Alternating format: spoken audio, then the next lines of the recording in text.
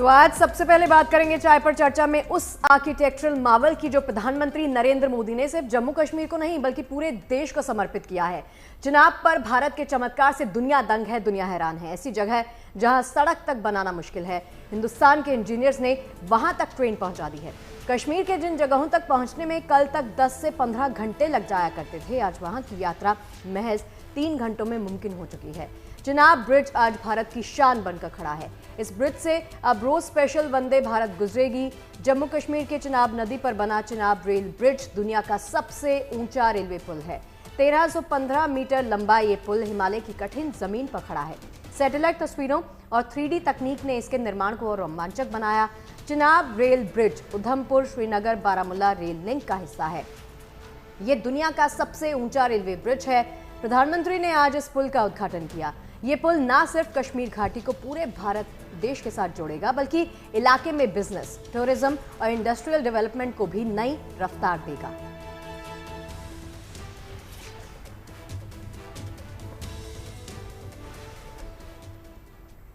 तो कश्मीर के अंदर चुक रेल तो पहले ही चलने लगी थी, लेकिन अब जम्मू और श्रीनगर के बीच सीधी ट्रेन सेवा की शुरुआत श्री माता वैष्णो देवी कटरा रेलवे स्टेशन से शुरू हो चुकी है। बिल्कुल, पीएम मोदी ने आज कटरा से वंदे भारत एक्सप्रेस ट्रेन की सौगात दी। तो घाटी को रेल सेवा के जरिए देश के बाकी हिस्सों से जोड़ने का सुंदर सपना पूरा हो गया है। इतना ही नहीं, जानना चाहिए कि ये रेल सेवा कई मायनों में काफी अहम है और बेहद शानदार भी।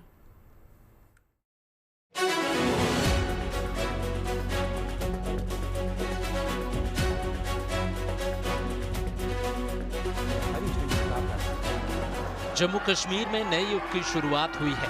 हिंदुस्तान का सिरमौर कश्मीर वैसे तो पहले ही हर भारतवासी के दिल के करीब रहा है, लेकिन अब ये दिल्ली के भी करीब हो गया है, क्योंकि अब जाकर पहली बार जम्मू के कटरा और कश्मीर के श्रीनगर के बीच रेल संपर्क कायम हो गया है, जो दिल्ली से कश्मीर के रेल कनेक्शन की पहली कड़ी है।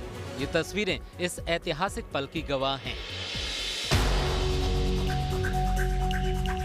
जम्मू कश्मीर के रियासी जिले में श्री माता वैष्णो देवी कटरा रेलवे स्टेशन पर पीएम नरेंद्र मोदी ने हरी झंडी दिखाई और इसी के साथ ही सजी धजी वंदे भारत एक्सप्रेस ट्रेन श्रीनगर के लिए रवाना हो गई।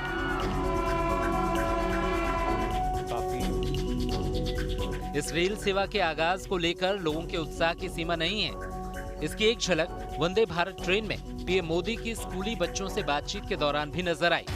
ट्रेन के अंदर और कटरा रेलवे स्टेशन के बाहर मौजूद स्कूली बच्चों ने न केवल पीएम नरेंद्र मोदी से मुलाकात की, बल्कि जम्मू कश्मीर के लिए उनकी इस शानदार सौगात से वो बेहद खुश नजर आए। मैं इतना एक्साइटेड हूँ कि मैं कुछ बता ही नहीं सकती, और अगर मुझे श्रीनगर जाने का मौका मिले इस ट्रेन में तो मैं बिल्कुल जाना चाहूँगी, और बहुत ज़्यादा ही एक्साइटेड हूँ मैं। काफ़ी ज़्यादा एक्साइटमेंट है। लाइक कल हमें बताया था स्कूल में कि मोदी जी आ रहे हैं हमारे मतलब ये जो ट्रेन हो रहे हैं, तो मेरे को मतलब नींद ही नहीं आ रही थी कि मतलब मोदी जी आ रहे हैं, आई विल मतलब express I will see them कि मतलब वो आ रहे हैं यहाँ पे, मैं उनसे मिलूंगी। वंदे भारत एक्सप्रेस को हरी झंडी दिखाने से पहले प्रधानमंत्री नरेंद्र मोदी इस ट्रेन के लोको पायलट और क्रू मेंबर से भी मिले और उन्हें इस खास अवसर पर बधाई दी, क्योंकि तमाम चुनौतियों के बाद जम्मू से कश्मीर घाटी तक रेल चलाने का बरसों पुराना सफर अब साकार हो रहा है। रेल के सभी कर्मचारी, पार्टिकुलर की रेलवे के जो इंजीनियर्स हैं, उनका जो मेहनत, लगन, कठिन परिश्रम, उनका जो उनकी डेडिकेशन, डिवोशन, डिटर्मिनेशन से पॉसिबल हुआ है। ये आसान काम नहीं था, ये साधारण काम नहीं था। इस काम में कई चैलेंजेस थे, कई पहाड़ सख्त थे, कई पहाड़ नरम थे।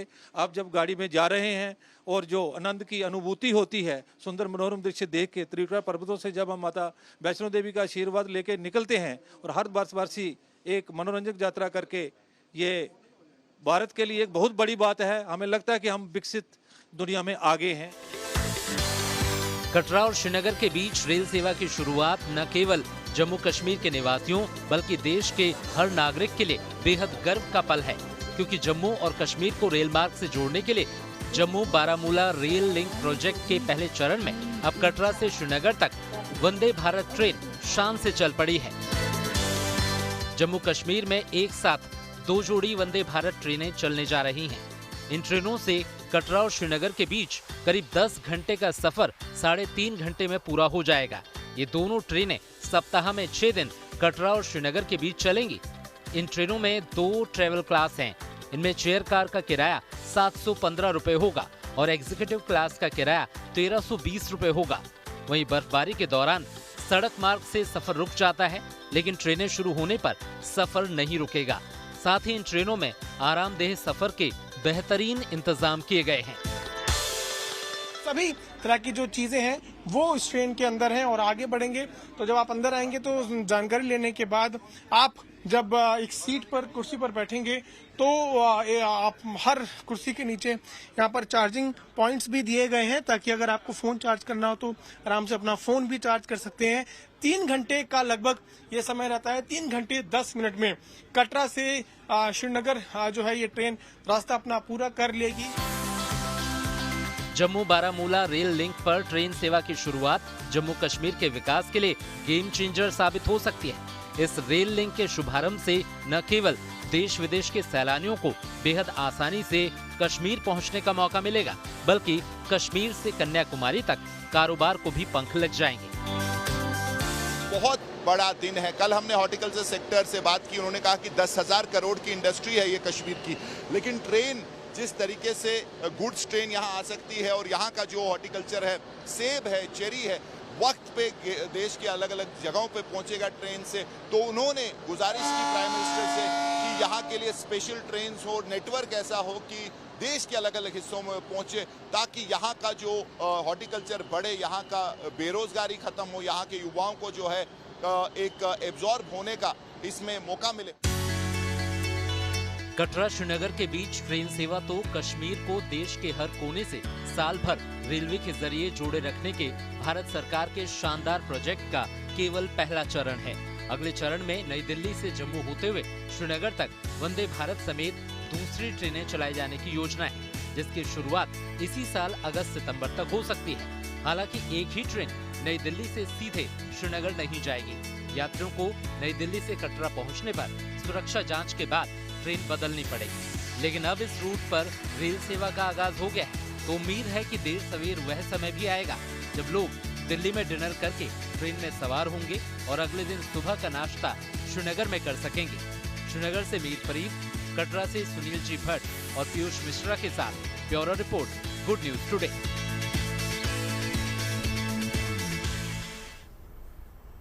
और जिस वंदे भारत ट्रेन को कटरा से कश्मीर के लिए रवाना किया गया वो बेहद चुनौतियों के ध्यान में रखते हुए आज पहली बार चलाई गई। रेल की हिफाजत के लिए हर कोच में 2-2 कमांडोज भी तैनात किए गए और रेलवे प्रोटेक्शन फोर्स के ये कमांडोज हैं जिन्हें अत्याधुनिक हथियारों से लैस किया गया है।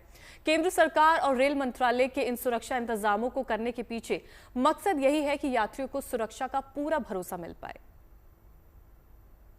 इस वक्त हम उसी वंदे भारत ट्रेन में मौजूद हैं जिसको आज पीएम नरेंद्र मोदी ने हरी झंडी दिखाई है। वंदे भारत कटरा से कश्मीर की तरफ जा रही है और आप तस्वीरों में देख सकते हैं कि इस वंदे भारत ट्रेन में स्पेशली ट्रेंड कमांडोज को डिप्लॉय किया गया है। ये रेलवे प्रोटेक्शन फोर्स के कमांडोज हैं जो हर कोच में इनको डिप्लॉय किया गया और हर कोच में 2-2 कमांडोज जो है वो तैनात किए गए हैं। तस्वीरों में आप देख सकते हैं कैसे अलग अलग तरह के उपकरणों से लैस जो है वो कमांडोज हैं। इनके पास अलग अलग अत्याधुनिक हथियार भी हैं, साथ साथ बुलेट प्रूफ जैकेट, हेलमेट और हर तरह की जो चीजें हैं वो मौजूद है। और ये एक बड़ा कदम जो है वो केंद्र सरकार और रेलवे मंत्रालय के द्वारा उठाया गया है ताकि जब यात्री इस ट्रेन में ट्रैवल करें तो उनको पूरी सुरक्षा मुहैया कराया जाए, उनको किसी भी प्रकार का कोई डर मन में ना हो। और ये कहीं ना कहीं कदम तब लिया गया है जब पहलगाम जैसी घटना जो है वो हुई थी और लोगों में फिर से जो है एक कॉन्फिडेंस आए, लोगों को सुरक्षा का भाव महसूस हो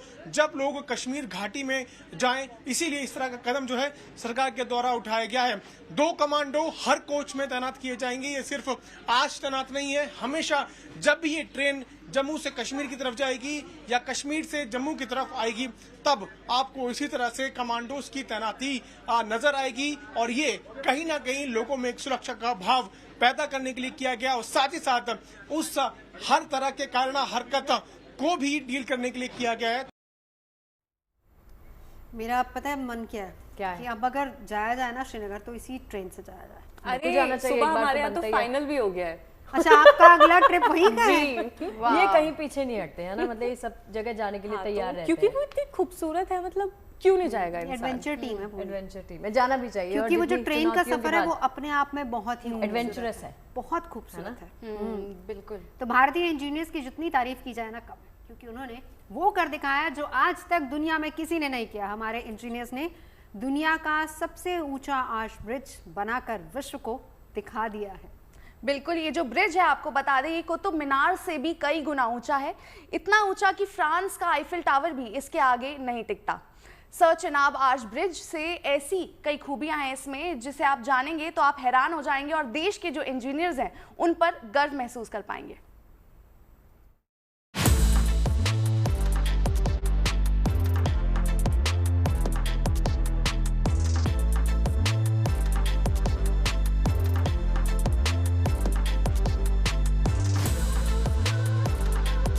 ये आत्मनिर्भर भारत की सबसे शानदार तस्वीर है। ये समृद्ध हिंदुस्तान की जीवंत तस्वीर है।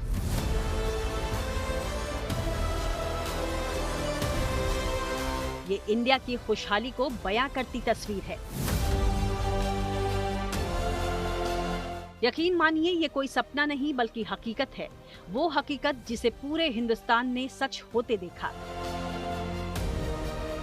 भारत के इंजीनियर्स ने सबसे ऊंचा रेलवे ब्रिज बनाया तो प्रधानमंत्री ने तिरंगा दिखाकर इसका उद्घाटन किया।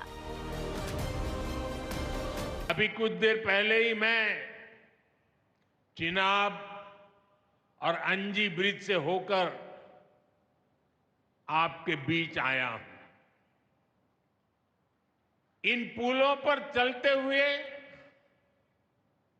मैंने भारत के बुलंद इरादों को, हमारे इंजीनियर्स, हमारे श्रमिकों के हुनर और हौसले को जिया है। चिनाब ब्रिज दुनिया का सबसे ऊंचा रेलवे आर्च ब्रिज है।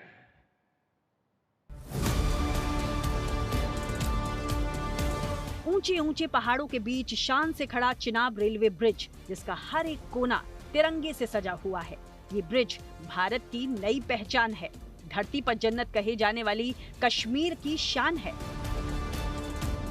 फ्रांस में, पेरिस में एफिल टावर देखने के लिए जाते हैं और ये ब्रिज एफिल टावर से भी बहुत ऊंचा है। अब लोग चिनाब ब्रिज के जरिए कश्मीर देखने तो जाएंगे ही, ये ब्रिज भी अपने आप में एक आकर्षक टूरिस्ट डेस्टिनेशन बनेगा।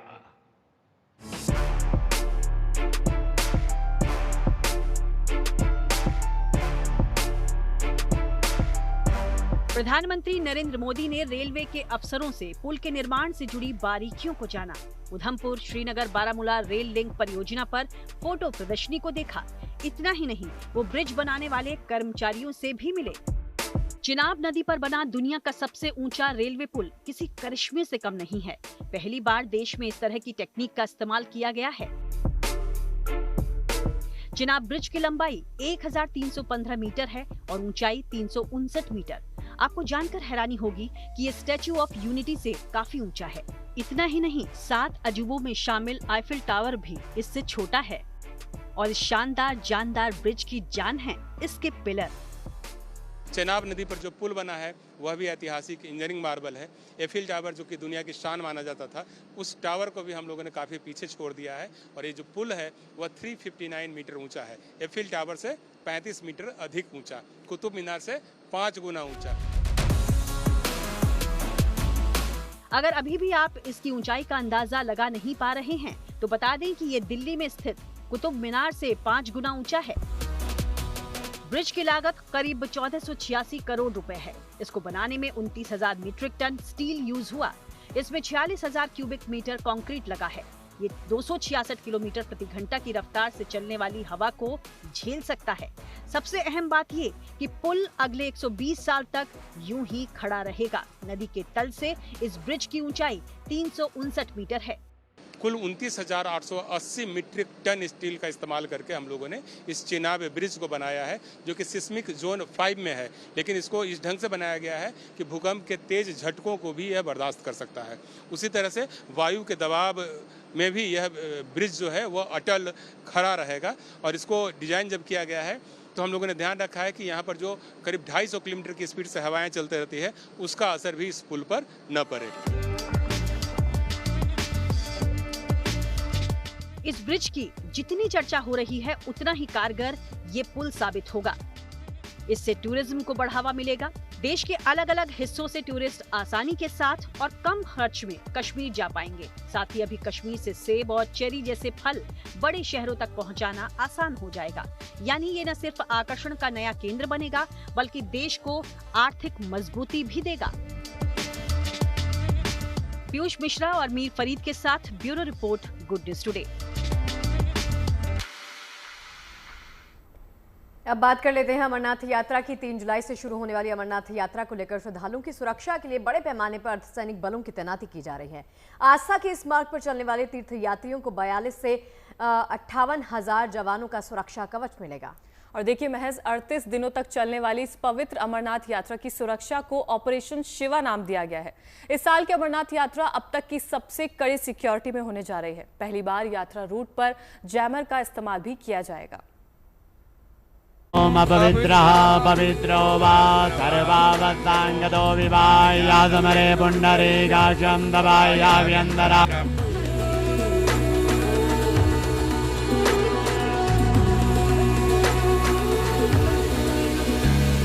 3 जुलाई से शुरू होने जा रही अमरनाथ यात्रा के लिए सुरक्षा कवच तैयार है। बाबा बर्फानी के दर्शन के लिए जाने वाले शिव भक्तों की सुरक्षा के लिए पूरे अमरनाथ ट्रैक को अभेद्य बनाने की पुख्ता तैयारी की जा रही है। तीर्थ यात्रियों की सुरक्षा तैयारी पहलगाम में हुए आतंकी हमले के बाद पैदा हुई चुनौतियों को ध्यान में रखते हुए की जा रही है। अमरनाथ यात्रा भयमुक्त और पूरी तरह सुरक्षित हो, इसके लिए केंद्र सरकार ने चप्पे चप्पे पर जवानों को तैनात करने का फैसला किया है। 38 दिनों तक चलने वाले अमरनाथ यात्रा के लिए किए जा रहे सुरक्षा इंतजामों को नाम दिया गया है ऑपरेशन शिवा। अमरनाथ यात्रा के लिए सेंट्रल आर्म्ड पुलिस फोर्स की 581 कंपनियों को तैनात किया जा रहा है, जिनमें 42,000 से 58,000 तक जवान और अधिकारी शामिल होंगे।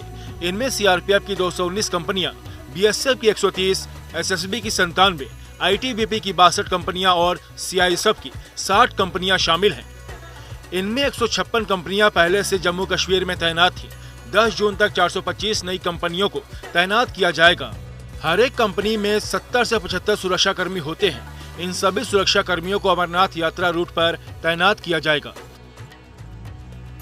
इस साल की अमरनाथ यात्रा अब तक की सबसे बड़ी सिक्योरिटी में होने जा रही है। अमरनाथ यात्रा के दोनों रूट पहलगाम और बालटाल पर भारी संख्या में जवानों की तैनाती के साथ साथ अत्याधुनिक सुरक्षा उपकरणों का भी पहरा रहेगा।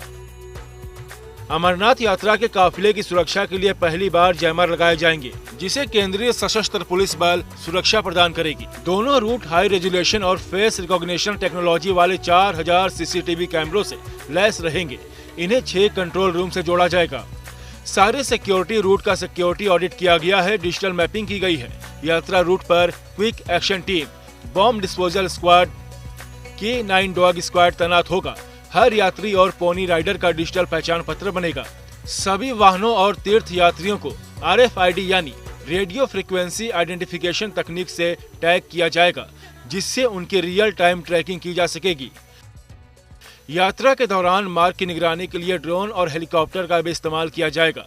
काफिले के गुजरने के दौरान सुरक्षा के लिए यात्रा के दोनों रूट और नेशनल हाईवे की ओर जाने वाली सभी सड़कों को बंद कर दिया जाएगा। रूट पर ज्वाइंट PCR की तैनाती होगी। पूरा फोकस इस बात पर है कि बाबा बर्फानी के दर्शन की यह यात्रा तीर्थ यात्रियों के लिए पूरी तरह सुरक्षित और यादगार हो। Bureau report, good news today. तो जून का महीना चल रहा है। जब आप लोग जून के बारे में सोचते हैं क्या सोचते हैं? बर्थडे मत बोलना, कुछ और बर्थडे नहीं, हाय हाय गर्मी, गर्मी का सितम, लू के थपेड़े, यही जून मैं तो ये सोचती हूँ जून आ गया है तो चलिए कई जगह खाने पीने की नहीं मतलब ऑब्वियसली हम अच्छे से मैंगो छुट्टियों में खाया करते थे, गर्मी की छुट्टियों में। यार मेरी भी बात सुनो, सॉरी जून का मतलब होता है मेरा बर्थडे और जून का मतलब होता है कि हम कहीं हिल स्टेशन पर चले जाएं। जून का मतलब छुट्टियां, कि गर्मी बहुत होगी यहाँ पर तो कहीं पहाड़ों पर जाया जाए। लेकिन पहाड़ मैदानों से 4 कदम आगे है। वहाँ जून के महीने में बर्फबारी हो रही है और हिमाचल प्रदेश के चंबा में इतनी बर्फबारी हुई कि सैलानियों की मुश्किल बढ़ गई। देखते ही देखते कई फीट बर्फ गिर गई, गाड़ियों के आधे से ज्यादा पहिए बर्फ से ढक गए। राहत की बात यह रही कि वक्त रहते सैलानियों को निकाल लिया गया। और चंबा की तरह धर्मशाला की बात करें तो ऊंची चोटियों में वहां भी बर्फबारी हुई। हालांकि ये चंबा जैसी जबरदस्त नहीं थी, लेकिन हिमाचल में बर्फ गिरे और उत्तराखंड का जिक्र ना हो ऐसा हो ही नहीं सकता। तो उत्तराखंड के चमोली में हेमकुंड साहब में बर्फबारी हुई है। कुदरत ने इस पावन धाम को सफेद चादर से ढक दिया है। 4 धाम पहुंचे श्रद्धालु फूलों की घाटी समेत इस पावन धाम के दर्शन भी कर रहे हैं।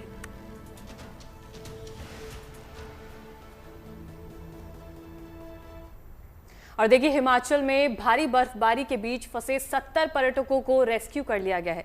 ये सभी पर्यटक साच पास के रास्ते में फंस गए थे। देश के कई हिस्सों में इन दिनों मौसम चुनौती पेश कर रहा है।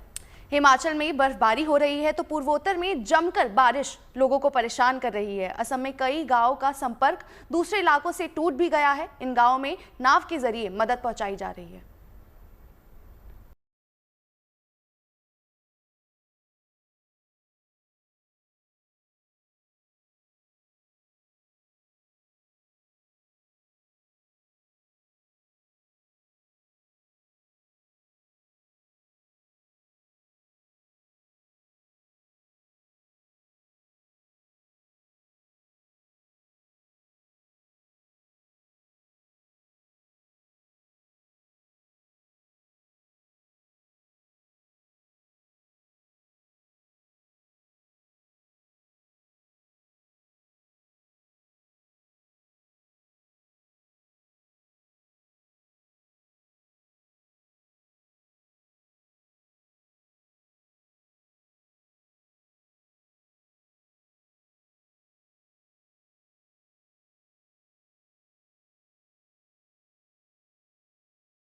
गाड़ी फंसी थी, उसके चक्कर में हम भी फंस गए। 4 गाड़ियां फंस गई हमारी।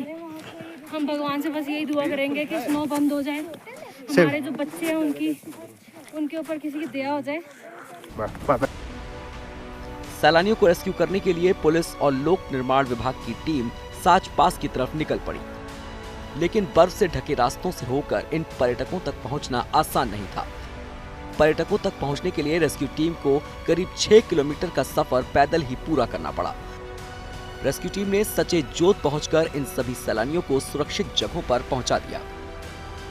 शाम को ये सूचना आई थी कि लगभग 10 से 15 व्हीकल्स में जो टूरिस्ट हैं वो वहाँ पे बर्फ़ होने के कारण वापस आने में असमर्थ हैं। तो इसके संदर्भ में जो तीसा थाने की तरफ से एक टीम और जो हमारी बटालियन की वहाँ पे पोस्ट है उनकी जो टीम है उन्होंने एक रेस्क्यू ऑपरेशन अंडरटेक किया था। इसके अंतर्गत लगभग 40 से 50 लोग जो हैं वो ऊपर फंसे हुए बताए गए थे। साथ में एक जगह पे एवलांच आने के कारण जो रोड है वो भी बाधित हो गया था। तो एवलांच से जो नीचे की तरफ लगभग 30 से 35 लोग थे, उन सबको सुरक्षित रात में ही वापस लेकर जो टीम है वो बैरागढ़ तक पहुँच गई थी। इसके बाद मशीन के जरिए बर्फ हटाकर गाड़ियों को बाहर निकालने का काम शुरू किया गया।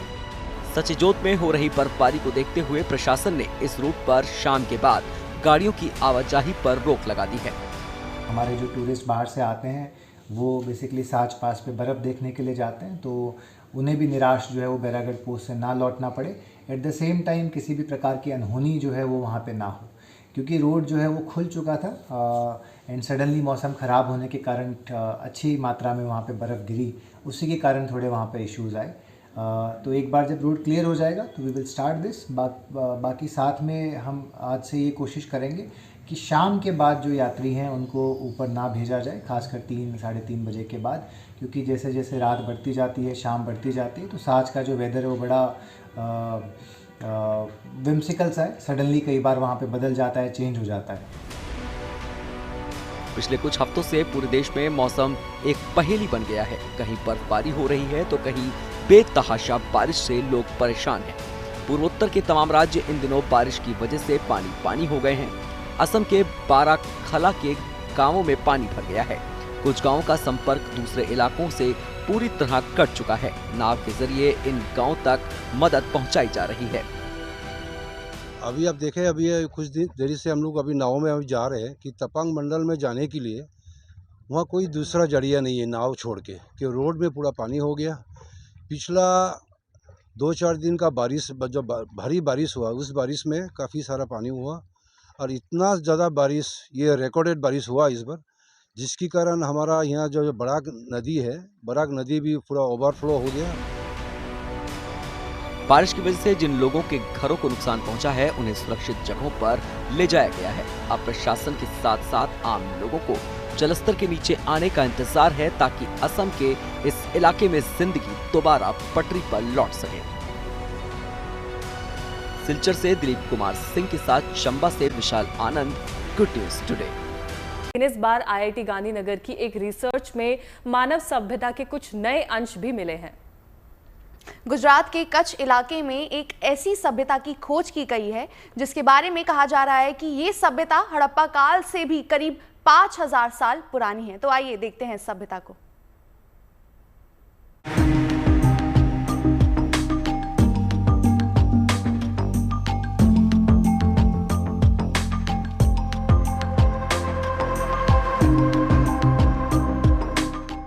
वीरान और बंजर पड़ी भूमि पर पत्थरों की ये नींव कभी मानव जाति के विकास और सभ्यता की गढ़ हुआ करते थे।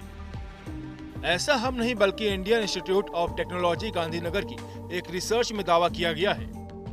गुजरात के कच्छ का ये इलाका, जिसे अब तक हड़प्पा सभ्यता से जोड़कर देखा जाता रहा, लेकिन अब IIT गांधीनगर की एक रिसर्च में इस बात का खुलासा हुआ है कि कच्छ में इंसानी मौजूदगी हड़प्पा काल से भी कम 5000 साल पहले की है। रिसर्च में इन इलाकों में कई शेल मिडन साइट्स यानी वो स्थान मिले हैं जहां इंसानों के खाए गए शंखों के ढेर मौजूद हैं। हालांकि इस तरह के साइट्स अब तक केवल समुद्री खाड़ी क्षेत्रों में ही पाए जाते थे, लेकिन अब कच्छ में इनका मिलना इस बात की ओर इशारा करते हैं कि हड़प्पा सभ्यता से पहले भी इन इलाकों में समुद्री जीवों पर निर्भर रहने वाले शिकारी समुदायों का बसेरा था।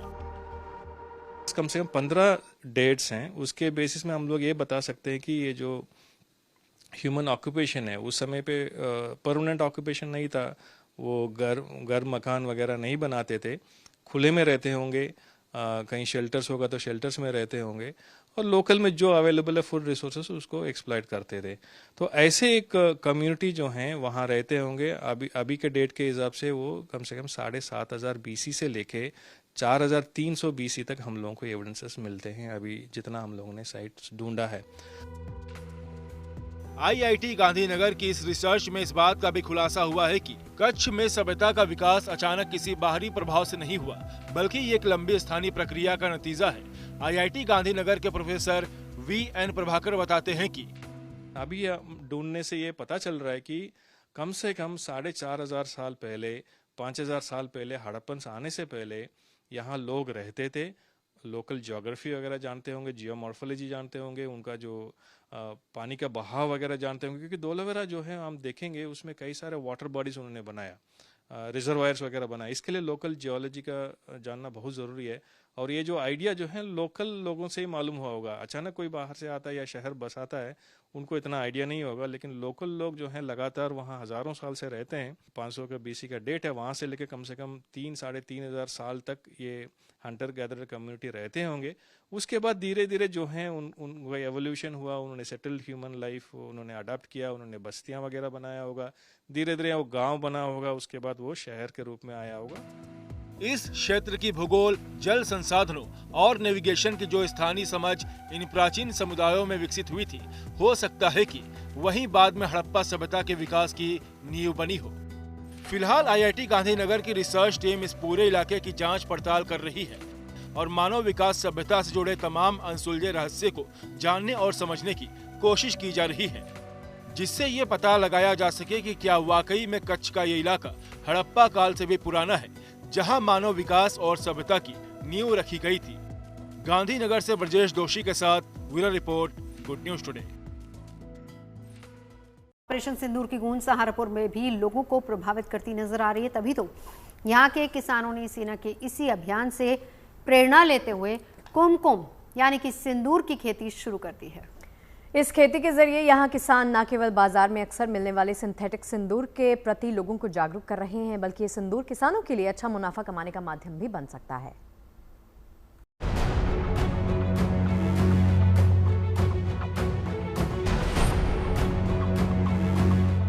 सिंदूर जो भारत में शादीशुदा महिलाओं के सुहाग का प्रतीक रहा है, और जब बीती 22 अप्रैल को इसी सुहाग पर हमला हुआ तो भारतीय सेना ने ऑपरेशन सिंदूर नाम से ही दहशतगर्दी को जोरदार जवाब भी दिया। इस ऑपरेशन सिंदूर की कामयाबी को पूरे देश में सराहना मिल रही है। ऐसे में सेना के शौर्य और वीरता से सहारनपुर के किसान भी खूब प्रेरणा ले रहे हैं। जब से हमारा पहलगांव का जो एक दुर्भाग्यपूर्ण जो घटना हुई है, उसको लेकर के जो दुस्साहस यहाँ कुछ लोगों ने किया है, उसके बदले में हमारे भारत के शीर्ष नेतृत्व ने जो निर्णय लिया है और उसके साथ जो हमारी भारतीय सेना ने, पराक्रमी सेना ने जो अपना पराक्रम दिखाया है, उसको लेकर के एक उनके प्रति हमारे मन में एक बहुत गर्व है। और उसी को लेकर के जब ये पता चला कि हम सिंदूर की खेती कर सकते हैं तो उससे लोग किसानों का रुझान बढ़ा है। ये सुधीर कुमार सैनी हैं, जिन्होंने खुशहालीपुर गांव में 3 साल पहले अपने खेत में सिंदूर के पौधे लगाए। अब 3 साल बाद इन पौधों में फल आना शुरू हुआ, जिसके बाद इस गांव में प्राकृतिक सिंदूर की खेती का दरअसल रास्ता बन गया। सुधीर कहते हैं कि सिंदूर की खेती का ये विचार न केवल महिलाओं को नेचुरल यानी प्राकृतिक सिंदूर उपलब्ध कराएगा, बल्कि यहाँ के किसानों को उनकी इनकम बढ़ाने का एक बेहतर जरिया भी होगा। जो मार्केट में सिंदूर मिलता है वो हल्दी, मरकरी जैसी चीजों को मिलाकर सिंथेटिक सिंदूर बनाया जाता है। मन में विचार आया कि हमारे भारतीय महिलाओं के लिए सिंदूर अपने आप में एक महत्वपूर्ण स्थान रखता है, तो क्यों ना हम उन्हें प्राकृतिक सिंदूर प्राप्त कराएं, उपलब्ध करवाएं, और उसी को ध्यान में रखते हुए हमने ये पेड़ लगाए थे। आमतौर पर सिंदूर बाजारों में केमिकल्स हल्दी, चूना और मरकरी से बनाया जाता है, जो सेहत को नुकसान भी पहुंचा सकता है। लेकिन नेचुरल सिंदूर के पौधे को कुमकुम ट्री या कैमिलर ट्री भी कहा जाता है, जो 20 से 50 फीट तक ऊंचा हो सकता है और इस पर लगभग 50 किलो तक फल यानी बीज लगता है। बाजार में क्योंकि इसकी कीमत 500 से 600 रुपए प्रति किलो है, तो सिंदूर की खेती एक लाभकारी व्यापार भी बन सकती है। इस फल के पकने पर ही इसको सुखाकर पीसा जाता है, जिसके बाद एकदम शुद्ध और नेचुरल सिंदूर मिलता है, जिसका इस्तेमाल सुहाग के रूप में लगाने के अलावा पूजा पाठ, लिपस्टिक, ब्यूटी प्रोडक्ट और प्राकृतिक डाई के रूप में भी किया जाता है। वैसे जहां सिंदूर का ये पौधा दक्षिण अमेरिका और एशिया के कुछ देशों में उगता है, तो वहीं भारत में इसकी सीमित इलाकों में पैदावार रही है। इनमें महाराष्ट्र और हिमाचल खास हैं। सुधीर कहते हैं क्योंकि सहारनपुर की जलवायु सिंदूर की खेती के लिए बेहद अनुकूल है, इसलिए उनका 3 साल पहले किया गया प्रयोग कामयाब हो पाया और अब वो बड़े स्तर पर इसकी खेती को बढ़ावा देने की योजना बना रहे हैं। मेरे पास अभी लगभग संख्या में 100 पेड़ हैं जो यहाँ मैं प्लांट कर रहा हूँ, क्योंकि अभी तो ये प्रयोगात्मक था। अब हमारे पास इतने पेड़ हैं कि हम यहाँ उसकी खेती के रूप में बड़े स्तर पर काम शुरू करेंगे, और अगर किसान चाहे तो उनके लिए भी पेड़ उपलब्ध रहेंगे। सुधीर न केवल सहारनपुर के किसानों को सिंदूर के पौधे उपलब्ध करा रहे हैं, बल्कि कृषि विज्ञान केंद्र के साथ मिलकर वो हर घर में इसका पौधा पहुंचाने की कोशिश भी कर रहे हैं, ताकि महिलाओं को बाजार में मिलने वाले सिंथेटिक सिंदूर से बचाया जा सके। और क्योंकि देश में माहौल ऑपरेशन सिंदूर का भी है, ऐसे में सहारनपुर के किसानों के लिए सिंदूर की ये खेती सेना के शौर्य और पराक्रम को न केवल सम्मान दे रही है, बल्कि महिलाओं को बाजार में नेचुरल सिंदूर मुहैया कराते हुए किसानों को मुनाफे वाली खेती का एक बेहतर विचार भी दे रही है। सहारनपुर से राहुल कुमार के साथ bureau report, good news today. देखिए किसी ने क्या खूब कहा है, भंवर से लड़ो तुम, लहरों से उलझो, कहां तक चलोगे किनारे किनारे। कहने के मायने ये हैं कि कब तक परेशानियों को झेलने से बचते रहोगे, कभी तो चलिए हिम्मत के सहारे। जी हाँ, ये परेशानियां देखने में जितनी बड़ी लगती हैं और चुनौतियां बेशुमार लगती हैं, लेकिन जब उनको मात दे दी जाए तो उसमें मिलने वाली खुशी भी बेशुमार होती है। क्या बात है। तो ऐसी ही बेशुमार खुशियां देने वाली खबरें कहाँ मिलती हैं? सिर्फ चाय पर चर्चा में, क्योंकि हम हैं गुड न्यूज वाले। Enjoy your weekend. मंडे मिलते हैं चाय पर।